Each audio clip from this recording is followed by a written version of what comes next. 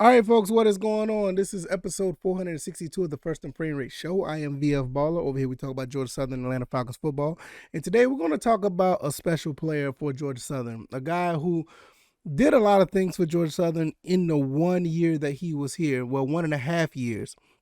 He's done a very good job playing various positions for Georgia Southern and was a really special player. And one that, for some reason, not a lot of us, not just me, a lot of us didn't talk about him enough as far as how well he could play various positions.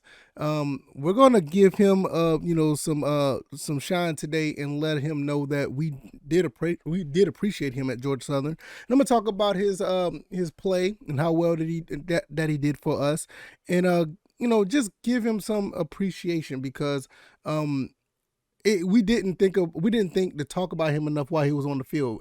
There were times that we did, but he done a lot more than we thought that we really talked about.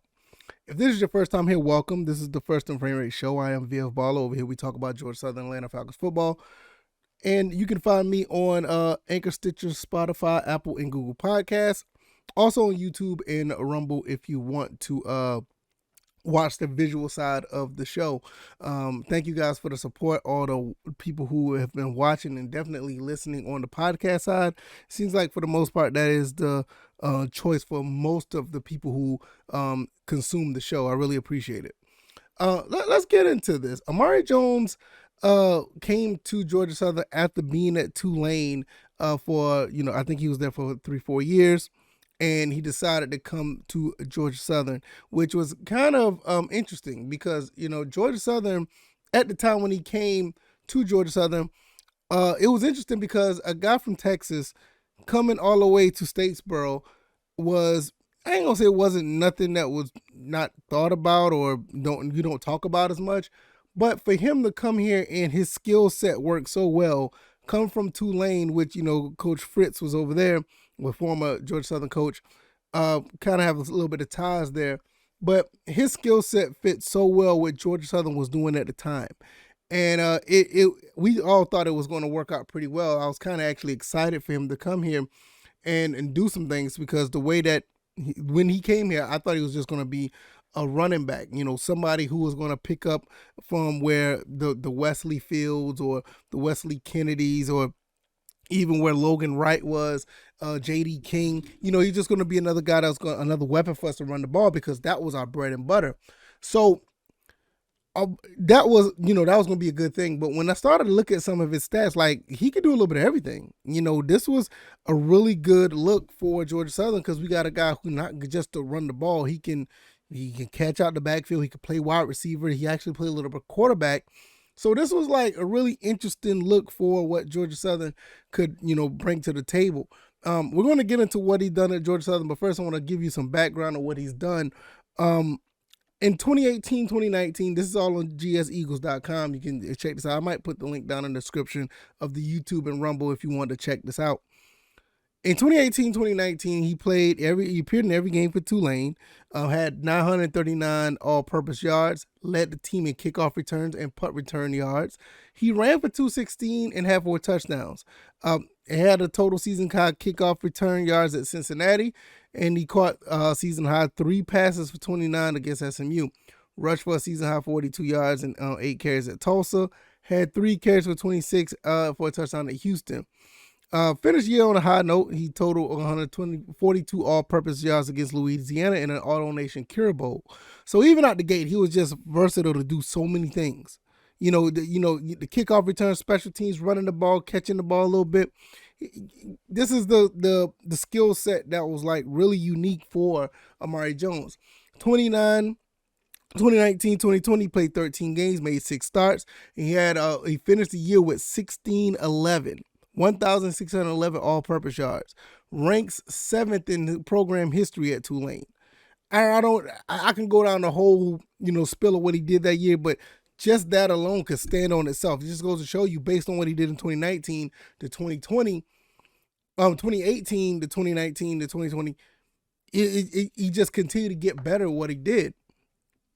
2020, 21, he played 10 games. That was the year that was, I think that was like the COVID year. He started 2 games for the Green Wave. He had 67 carries for 389 and 2 touchdowns. He also caught 14 passes for 101. And he went to the transfer portal in December, and he came to Georgia Southern in January. Now, in 2021, 2022, this is where we come in as Georgia Southern fans. We get to see what this kid can do. Now, coming in, he, I think, the first game, I want to say it was the first game when we played against Gardner-Webb. He started at running back. I think we had, Justin Tomlin. He wasn't ready, or I think he wasn't ready. Then we had Cam Ransom as well. I don't think he was ready as well. But even though he started that game, he was 4 of 7 for 45 yards, ran 19 times for 98 yards. We end up winning that game. The Florida Atlantic game, I really will say that this was the game that everything started to go downhill in the 2021 season. That was the 3-9 season. Really don't want to get into too much of that. But overall, he played in 10 games. He started 6. He played 380 total snaps, 370 on offense, 10 on special teams. He played at running back, quarterback, and receiver. He caught 25 catches for 351, ran for 196 on 41 carries, and he threw for 45 yards.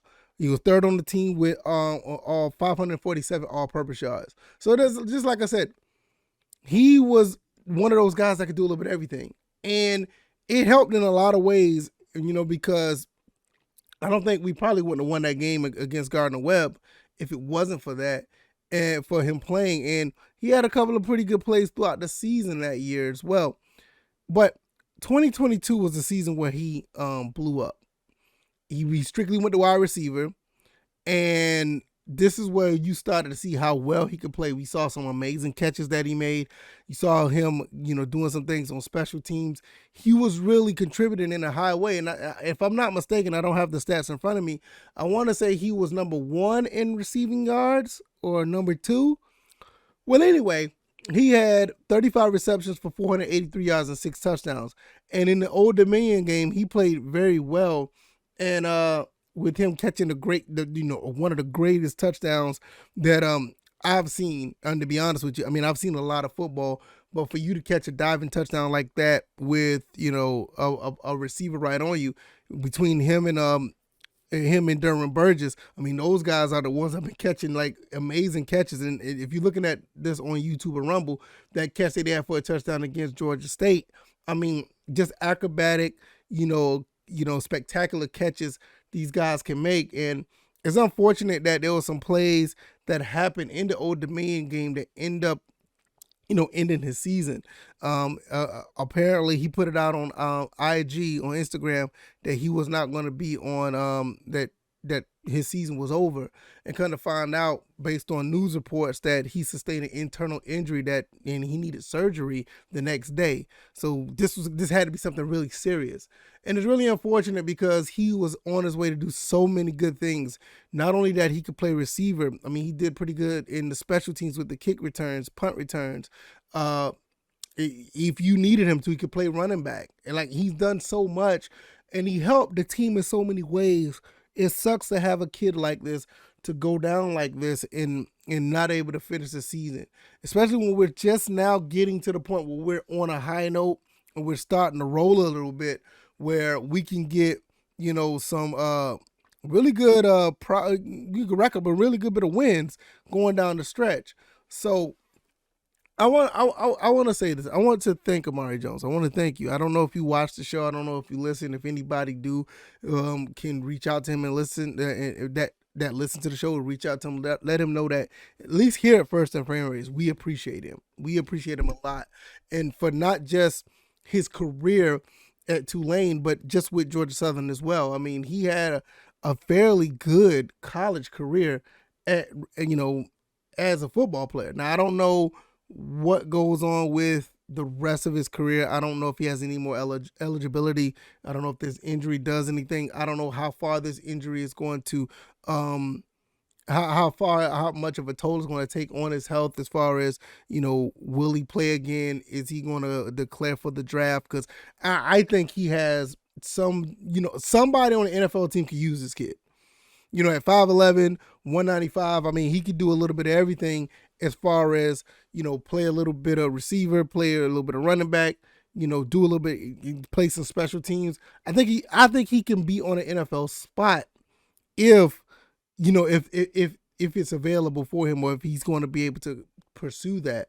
But we really appreciate him. I mean, not only that, it surprised us when you had to play quarterback for us last year at times, and the times where you had to do so many things on the field because of what was going on in the 3-9 season, and even this year where the total offensive change, and it could have been a situation where he didn't have to come back and play.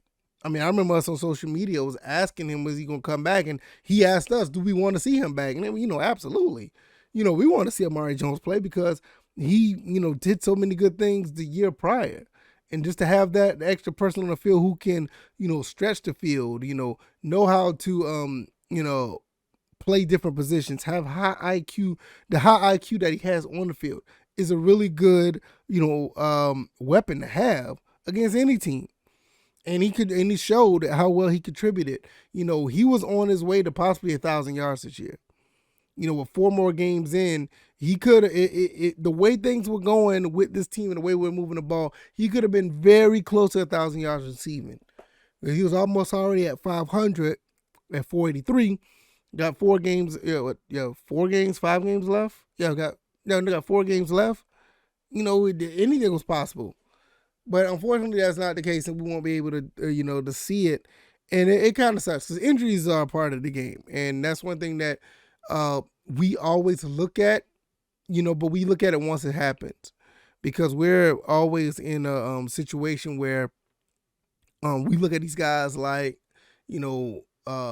straight gladiators. These guys are really real true athletes, and they do so much on the field, and the way they have to do to take care of their bodies and keep things uptight so they can continue to play at a high level. When we look at these injuries, we just look at it like, oh, they're going to brush it off. Hopefully they'll be able to come back. And in some cases, they're not able to. I mean, we lost a handful of people so far, within the last few years from injuries. I mean, the J.D. King injury, he never really recovered from. We lost Sam Kinnerson earlier this year in the Nebraska game with a torn ACL. Hopefully he'll be back next year and to be ready to go again, because that's another kid. That's another kid, just like Amare Jones, is just incredibly talented. Sam Kinnerson was a quarterback in high school. He started to play a little bit of quarterback for us, moved over to wide receiver, and I think he did one of the best transitions to wide receiver, that I've seen ever, from quarterback to wide receiver. He was on his way to do great things as well. So, and now we have Amare Jones that's going to be out for the season. It like I said, it really sucks, because with him coming back as a 5th-year senior and wanted to, contribute and be the best he can be on the field, it seemed like he'd done that and he was able to, contribute and do it at a high level. Unfortunately, he was injured, and he's going to be out for the season. Hopefully he gets well. The prayers up for him, definitely. I'm going to be rooting for your recovery. And I like once again, I want to say thank you. We really appreciate it. Thank you very, very much for your contributions to Georgia Southern football. And you contributed to a few wins this year. And hopefully you will continue to contribute with your presence and continued support with your teammates. We really appreciate it. If you like this commentary, hit the like button, share this podcast, subscribe to the channel if you haven't already. What do you guys think about Amare Jones? I think he had a pretty good college career from Tulane to Georgia Southern. I think he's done a pretty good job of representing both programs at a high level. Don't know what the future holds. Hopefully everything will continue to be on the up and up. And let me know what you guys think. I mean, this was a pretty special player that came to Georgia Southern, and it showed. It showed in various ways. And we would love to see more guys come through just like him, and hopefully his play would attract more players like him to come to Georgia Southern and continue to have those Swiss Army knife type players that could do it all and contribute, not only on the field but off the field as well. So I'm going to get up out of here. Hopefully you guys enjoy the rest of your Tuesday. I'm going to get up out of here. Enjoy the bye week, guys. This is Georgia Southern bye week, so these guys are going to be taking a rest for a little bit, and then we're going to be back at it next week. I'll see you guys with more content, And you guys take it easy, and you guys be blessed. Peace.